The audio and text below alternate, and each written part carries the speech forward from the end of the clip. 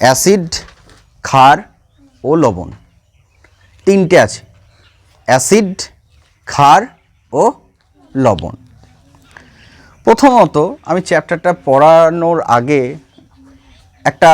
একটা ধারণা আছে, সেই ধারণাটাকে আগে আমি বলবো। কি? অ্যাসিড মানে একটা ধারণা আছে যে ওই কেমিক্যালটা হয়তো পুড়িয়ে দেবে সব কিছু। অ্যাসিড মানে এমন একটা কেমিক্যাল, একটা বিষাক্ত কেমিক্যাল, যেখানে লাগবে সেখানটাতে পুড়িয়ে দেবে, গলিয়ে দেবে, এরকম একটা ধারণা আছে আমাদের মধ্যে। ওই ধারণা আছে অ্যাসিড আছে মানে, অ্যাসিড মানে একটা আতঙ্ক চলে আসে না? অ্যাসিড মানে কি একটা আতঙ্ক চলে আসে যে অ্যাসিড মানে বুঝি পুড়িয়ে দেবে, গলিয়ে দেবে, এরকম একটা ব্যাপার। তো অ্যাসিড মানে কিন্তু ওই রকম কোনো ব্যাপার নয়। অ্যাসিড মানে যে পুড়িয়ে দেবে, গলিয়ে দেবে, ওরকম কিচ্ছু নয়। মনে থাকবে প্রথম এটা, এই ধারণাটা পুরো মিথ্যা কথা, পুরো মিথ্যা কথা আছে। অ্যাসিড মানেই গলিয়ে দেবে, পুড়িয়ে দেবে, ছোঁয়া যাবে না, এরকম একটা ব্যাপার। যদি অ্যাসিড গলিয়ে দিত, পুড়িয়ে দিত, তাহলে লেবুকেও খেত, পাতি লেবুকেও খেত, কেউ টক দই খেত, কেউ ভিনিগার খেত, কেউ তেঁতুল খেত, কেউ আম খেত, কেউ টমেটো খেত, কেউ পালং শাক খেত। পিঁপড়ে কামড়ে দিল তো সেই জায়গাটা গলে যেত। এগুলো সব যেগুলো নাম বললাম আমি, সবেই অ্যাসিড আছে। পালং শাকে অ্যাসিড আছে, টমেটোতে অ্যাসিড আছে, আমে অ্যাসিড আছে, তেঁতুলে আছে, আপেলে আছে, আঙুর ফলে আছে। কোথায় নেই? সব জায়গাতেই যদি অ্যাসিড থাকে, আর অ্যাসিড মানেই যদি পুড়িয়ে দেয়, তাহলে আমরা এতদিন বাঁচতাম না। কারণ ছোটবেলা থেকে এতদিন পর্যন্ত আমরা এত ফল খেয়েছি, আর এত আমাদেরকে পিঁপড়েতে, ঝিঙেতে কামড়েছে যে আমরা এতদিন হয়তো বাঁচতাম না, আমাদের হাত পা গলে পুড়ে একাকার হয়ে যেত। তাহলে আমাদের প্রথম অ্যাসিড মানে পুড়িয়ে দেবে, গলিয়ে দেবে, এই ধারণাটাকে প্রথমেই কি করতে হবে? বাদ দিতে হবে প্রথমেই। আমরা অ্যাসিডের ভৌত ধর্ম নিয়ে প্রথমে আলোচনা করব না, তবু একটু বলে রাখি ইনফরমেশন। অ্যাসিড মানে হলো একটু স্বাদে টক, একটু স্বাদে টক। তাহলে স্বাদে যদি সব সময় টক হয়, তাহলে আমাকে কি মুখ দিয়ে চেক করতে হবে? এরকম করে মুখে নেব, নিয়ে এরকম করে চেক করলাম হবে? হবে কি হবে বল? একটু টমেটোটা খেয়ে দেখি, একটু লেবু খেয়ে দেখি, একটু তেঁতুল খেয়ে দেখি, একটু টক দই খেয়ে দেখি। তাহলে সব জায়গাতেই অ্যাসিড আছে কিনা আমাদেরকে খেয়ে খেয়ে দেখতে হবে, টক আছে কিনা। এটা হচ্ছে ভৌত ধর্ম, এটা স্বাদে বোঝা যায়। এই অ্যাসিড নিয়ে প্রথম ধারণা দিয়েছিলেন বিজ্ঞানী কি? আরহেনিয়াস। কি? আরহেনিয়াস। আজকে আমাদের টপিক কি? Acid, base and salt. Acid, ক্ষার এবং কি লবণ। তাহলে আমরা এই ভুল বা একটা ধারণাটাকে বাদ দিয়ে আমরা আজকে অ্যাসিড নিয়ে আলোচনা করব। এই অ্যাসিড নিয়ে আলোচনা করতে করতেই তোরা বুঝতে পারবে অ্যাকচুয়ালি অ্যাসিড কি। বিজ্ঞানী আরহেনিয়াস প্রথম অ্যাসিড সম্পর্কে থিওরি দিয়েছিলেন। তিনি কি বললেন? তিনি বললেন অ্যাসিড মানে হলো এমন একটা কেমিক্যাল যেখানে একটা হাইড্রোজেন থাকবে। কি বললাম?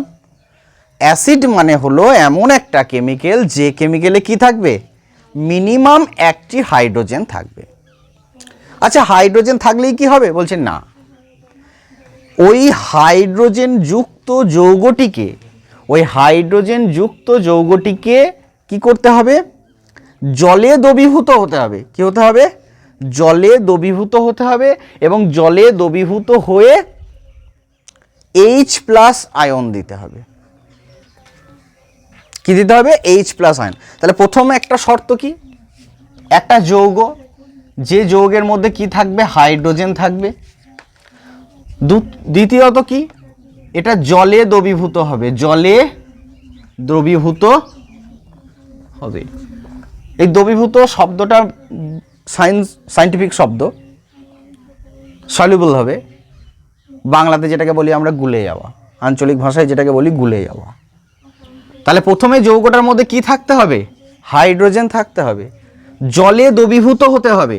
আর 3 নম্বর হচ্ছে জলে দ্রবীভূত হওয়ার পর H+ আয়ন দিতে হবে।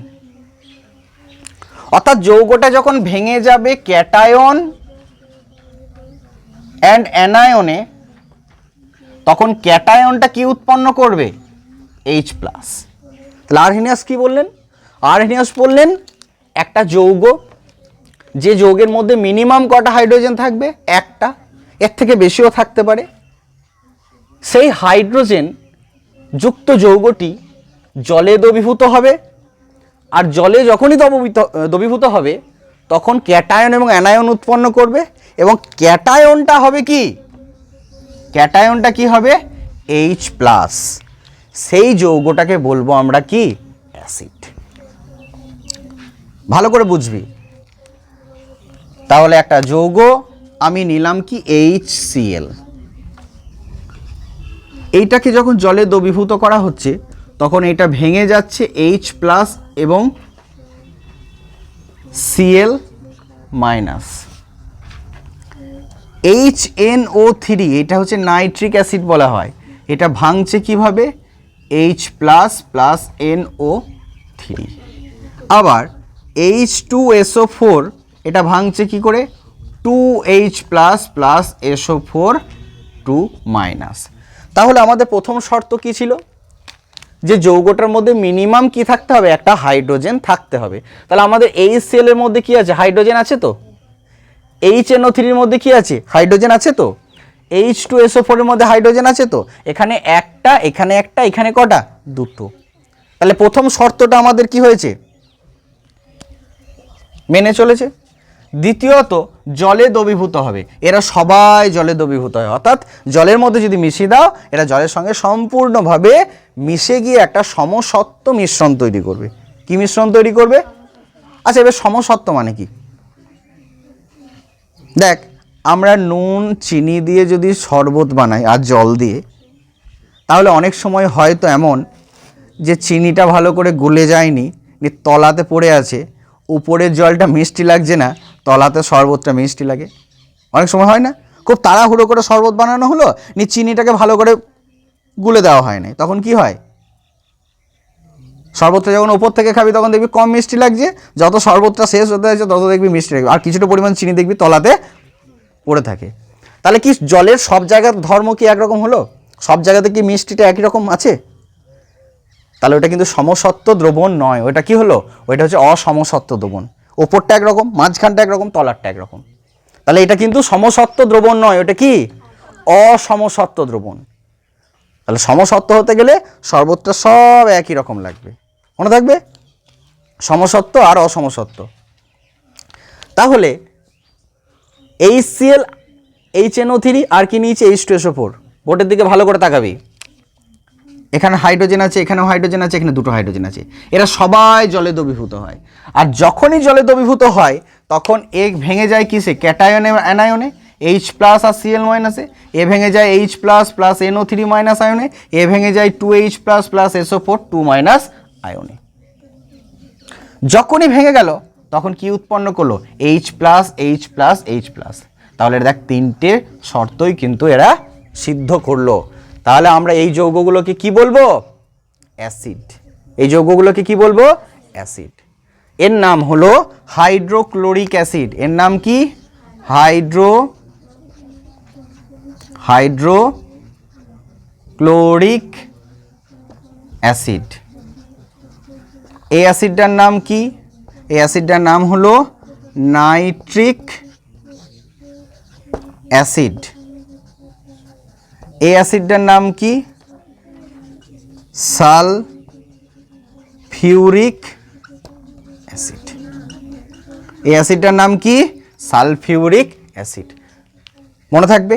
আরও আমি কতগুলো অ্যাসিডের নাম লিখছি, তার আগে এই টপিকটা যদি কারোর প্রয়োজন হয় তোমরা টুকে নিতে পারো। ঠিক আছে?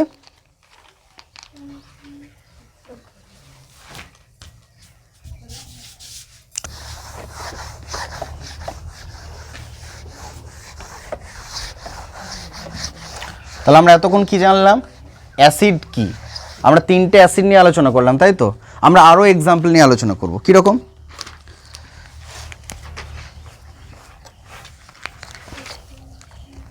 এই অ্যাসিডটা নাম শুনেছিস, CH3COOH। এটা হলো কি একটা অ্যাসিড, এর নাম হচ্ছে অ্যাসিটিক অ্যাসিড। এটাকে ভিনিগার বলা হয়। এটা খাদ্য সংরক্ষণ করতে ব্যবহার করা হয়। কি করা হয়? খাদ্য সংরক্ষণ করতে ব্যবহার করা হয়। ধরুন অনেক রান্না করেছিস, তুই খাবি অনেকক্ষণ পর, তাহলে এইটা দিয়ে দিলে খাবারটা খারাপ হবে না। এগুলো আচারে দেওয়া হয়, আচারে দিয়ে দিলে পরে এটা খারাপ হবে না।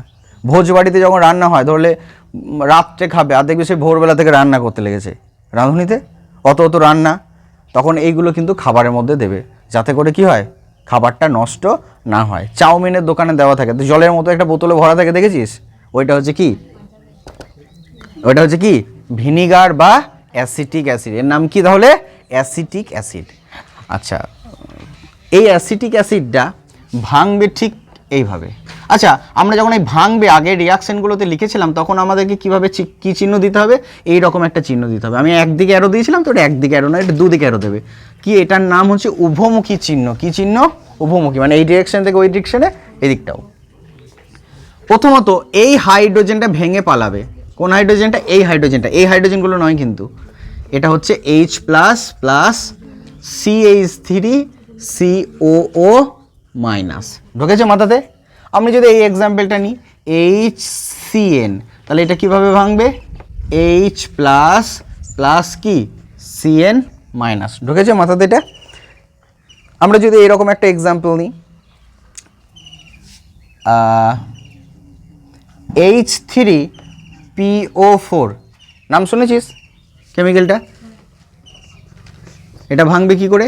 3H plus plus PO4 3 minus. এবার অনেকজন এটা ভাঙবে কি করে বুঝতে পারছিস না, তার জন্য একটা নিয়ম বলে দিয়েছি, তোদেরকে হয়তো আগেও কোনো একটা ক্লাসে বলেছি।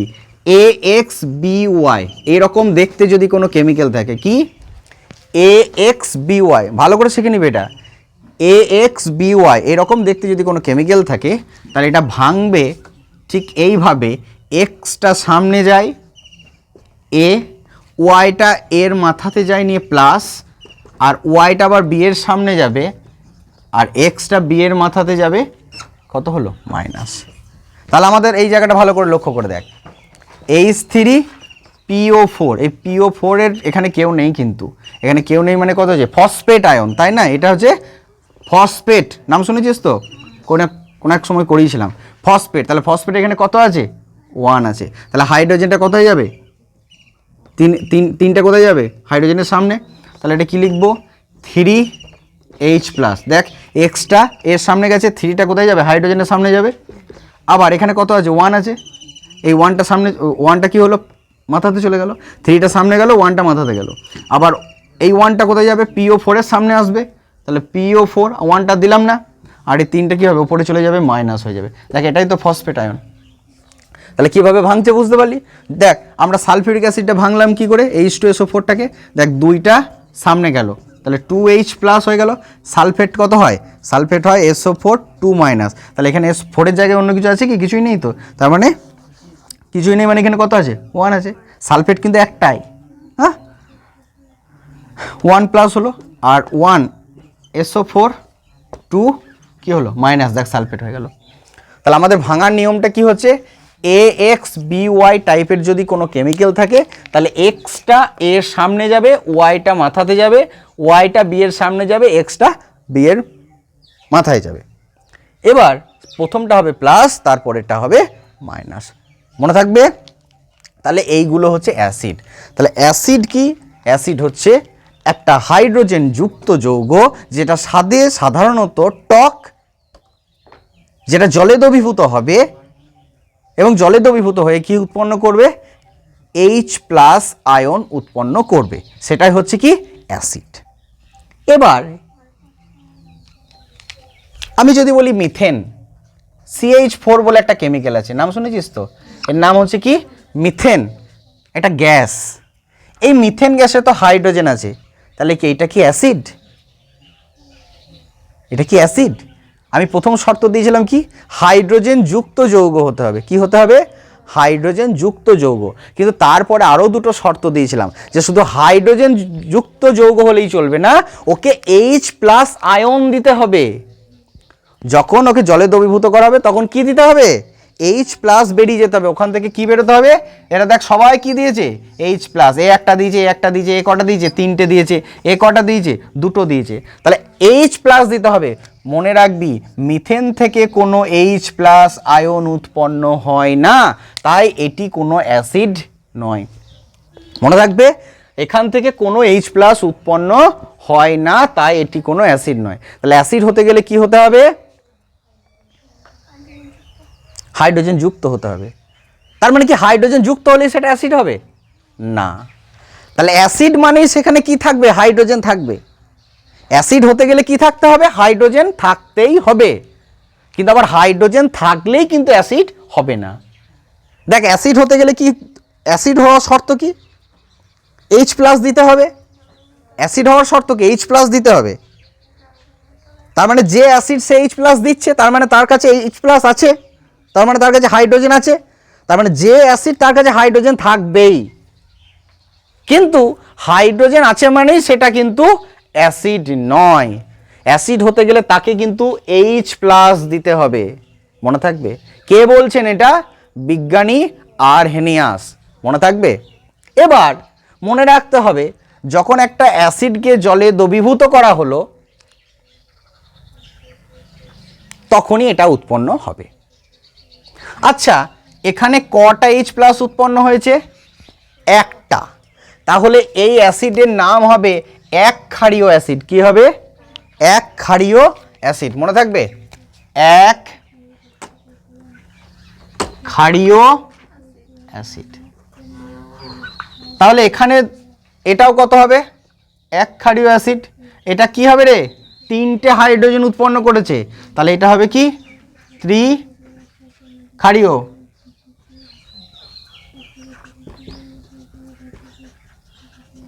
আচ্ছা এখানে কটা উৎপন্ন করেছে রে? 2টো। তাহলে এটাকে কি বলবো? দ্বিক্ষারীয় অ্যাসিড। তাহলে এটা পরীক্ষাতে আসতে পারে। এখান থেকে কি প্রশ্ন আসতে পারে? এখান থেকে প্রশ্ন আসতে পারে অ্যাসিড কাকে বলে? উদাহরণ দাও। দ্বিতীয়ত প্রশ্ন আসতে পারে H3PO4 একটি অ্যাসিড ব্যাখ্যা করো। তাহলে তোকে বলতে হবে কি? আরহেনিয়াসের তত্ত্ব অনুসারে আমরা জানি হাইড্রোজেন যুক্ত কোনো যৌগ জলে দ্রবীভূত হয়ে H+ আয়ন যদি উৎপন্ন করে তাহলে সেটা কি হবে? অ্যাসিড হবে। আরহেনিয়াসের তত্ত্ব অনুসারে কি, যে হাইড্রোজেন যুক্ত কোনো যৌগ যদি জলে দ্রবীভূত হয়ে H+ আয়ন প্রদান করে তাহলে সেটা হবে অ্যাসিড। যেহেতু H3PO4, ভালো করে দেখেন, যেহেতু H3PO4 জলে দ্রবীভূত হয়ে H+ আয়ন উৎপন্ন করছে তাই H3PO4 একটি অ্যাসিড। তোকে প্রশ্ন করতেই পারে CH3COOH একটি অ্যাসিড। তোকে বলতে হবে কি? আমরা জানি আরহেনিয়াসের তত্ত্ব অনুসারে যদি কোনো হাইড্রোজেন সমন্বিত যৌগ জলে দ্রবীভূত হয়ে H+ আয়ন দেয় তাহলে সেটি অ্যাসিড হবে। ওই কথাটা প্রথমে লিখে দিতে হবে। তারপরে বলবো কি, যেহেতু CH3COOH জলে দ্রবীভূত হয়ে H+ আয়ন প্রদান করে তাই CH3COOH একটি অ্যাসিড। ওই প্রশ্নটাই যদি আবার এটাকে নিয়ে আসতো যে HCN একটা অ্যাসিড প্রমাণ করো, তোকে কি বলতে হবে? আমরা জানি আরহেনিয়াসের তত্ত্ব অনুসারে যদি কোনো হাইড্রোজেন সমন্বিত যৌগ, হাইড্রোজেন সমন্বিত যৌগ মানে কি? ওই যৌগটার মধ্যে হাইড্রোজেন আছে। তাহলে যদি কোনো হাইড্রোজেন সমন্বিত যৌগ জলে দ্রবীভূত হয়ে H+ প্রদান করে তাহলে সেই যৌগটি কি হবে? অ্যাসিড। যেহেতু HCN জলে দ্রবীভূত হয়ে H+ আয়ন প্রদান করে তাই HCN একটি অ্যাসিড। ঢুকেছে মাথাতে? তাহলে যদি বলে এক ক্ষারীয় অ্যাসিডের উদাহরণ দাও তাহলে কি বলবি? এটা দিয়ে দিতে পারিস, HCl দিতে পারিস। HClও কি আমি কিছুক্ষণ আগে দেখালাম। HCl ভাঙে কি করে? H+ + Cl-। তাহলে H+টা একটা দিচ্ছে, তাহলে এটা এক ক্ষারীয় অ্যাসিড। যদি বলি HNO3 তাহলে এটা কটা দিচ্ছে? H+ + NO3-। তাহলে এটা কটা H+ দিচ্ছে? একটা H+ দিচ্ছে।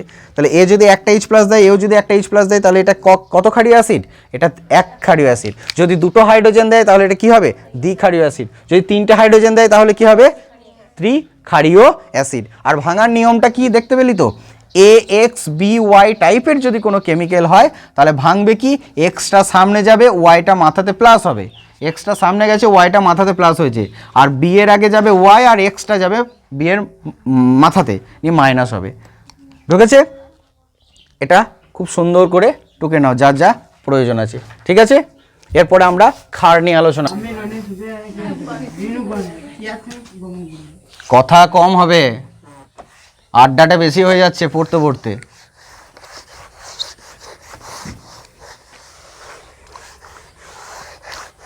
এবার আমরা আলোচনা করব ক্ষার। এবার আমরা আলোচনা করব কি, ক্ষার। ক্ষার কাকে বলে? আরহেনিয়াস বললেন যে এমন একটা যৌগ যেটা জলে দ্রবীভূত হয়ে OH মাইনাস দেবে। কি মাইনাস দেবে? OH minus. অ্যাসিড মানে কি বলেছিলাম?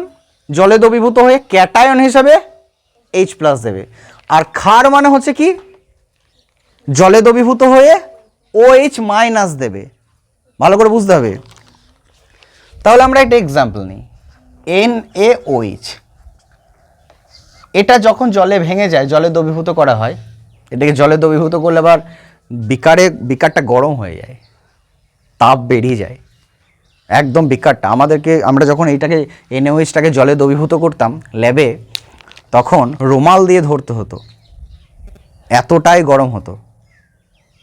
রুমাল দিয়ে ধরতে হতো এই বিকারটাকে, এবং NaOH এর পরিমাণটা যদি বেশি হয়ে যেত কখনো কখনো, তাহলে কিন্তু ভয়ঙ্কর রকম গরম হতো। এবং এইটাকে সামান্যতম ক্ষণ হাতে ধরে রাখা যায় না, এতটাই গরম জিনিস এটা। মানে হাতে দেওয়ার সাথে সাথে গরম লাগবে, হাতে ধরে থাকা যাবে না। ওই মোমবাতিকে গলিয়ে যদি ড্রপ করে করে ফেলা হয় তাহলে কেমন লাগবে? মোমবাতিটা জ্বলছে ধরে গলে গলে গলে করে পড়ছে না, টুপ টুপ টুপ টুপ করে করে, তখন সে সাদা সাদা সাদা সাদা বোতামের মতো হয়ে যায় না, ওই রকম মোটা মোটা বোতামে এটা কোটোতে ভরা থাকে। এটাকে জলে গুলতে হয় ওজন করে করে। হ্যাঁ, কতটা কিছু পরিমাণ জল, কিছু পরিমাণ NaOH দ্রবীভূত করতে হয়, তো প্রচণ্ড গরম হয়ে যায়। তো জলে দ্রবীভূত করলাম, এটা উৎপন্ন করছে কি, Na প্লাস, সোডিয়াম সবসময় প্লাস হয়, আর কি OH মাইনাস। আমরা KOH নিলাম, তাহলে কি হবে? K plus plus OH minus. আমি LiOH নিলাম, কি হবে? Li plus plus OH minus. তাহলে এই যৌগগুলোর দিকে ভালো করে তাকা। এদেরকে যখন জলে দ্রবীভূত করা হয়েছে কি পেয়েছি আমরা? একটা করে ক্যাটায়ন পেয়েছি। সেটা আমার দেখার দরকারই নেই। আমার দরকার কি, অ্যানায়নটা কি হয়েছে। অ্যানায়নের মাথা থেকে নেগেটিভ আছে, এবং অ্যানায়নটা কি? অ্যানায়নটা হচ্ছে OH মাইনাস। তাহলে অ্যাসিড মানে হলো জলে দ্রবীভূত হয়ে H প্লাস দেবে, ক্যাটায়নটা হবে H প্লাস, আর এখানে অ্যানায়নটা কি হবে? OH minus. হাইড্রক্সাইড বলা হয়, তাই না? Hydroxide ion. তাহলে আমরা একটা এক্সাম্পল নিলাম কি, NaOH। তাহলে এটা কি ক্ষার? ইয়েস, এটা ক্ষার, কারণ এটা জলে দ্রবীভূত হয়ে কি তৈরি করেছে? OH minus. KOH ক্ষার? হ্যাঁ, এটাও ক্ষার, কারণ জলে দ্রবীভূত হয়ে কি তৈরি করেছে? OH minus. LiOH, লিথিয়াম হাইড্রক্সাইডটা ক্ষার? হ্যাঁ, এটাও তো ক্ষার, কারণ এটা জলে দ্রবীভূত হয়ে Li plus plus OH minus তৈরি করেছে, এটাও ক্ষার। আমি যদি CaOH তার হোল 2 নিই, তাহলে কি উৎপন্ন করবে? দেখ, এখানে 1 আছে, তাহলে 1টা সামনে যাবে, তাহলে কত হলো? Ca2 প্লাস, 2টা উপরে গেল, আবার এই 2টা সামনে আসবে, 2OH, এখানে 1টা উপরে যাবে, মাইনাস। OH সবসময় মাইনাস। আমি যদি অ্যালুমিনিয়ামের হাইড্রক্সাইড নিই, এইটা কি উৎপন্ন হবে? Al, একটা Al 3 প্লাস, আর 3টে OH মাইনাস। মনে থাকবে? BaOH, এটা যদি নিই, এটা বেরিয়াম হাইড্রক্সাইড, কি উৎপন্ন করবে? Ba2 plus plus 2OH minus. আমরা যদি MgOH তার হোল 2 নিই, তাহলে কি উৎপন্ন করবে? Mg2 plus plus 2OH minus. মনে থাকবে? তাই এগুলো সব ক্ষার। কখনো একটা OH মাইনাস দেওয়া আছে, কখনো 2টো OH মাইনাস আছে, কোনো কোনো ক্ষেত্রে 3টে OH মাইনাস আছে। তোমরা এগুলো টুকে নাও। তাহলে ক্ষারের উদাহরণ দিতে বললে কি দেবে? ক্ষারের উদাহরণ দিতে বললে NaOH দিতে পারো, KOH দিতে পারো, LiOH দিতে পারো, এই যে কোনো একটা দিতে পারো। মনে থাকবে? তাহলে টুকে নাও।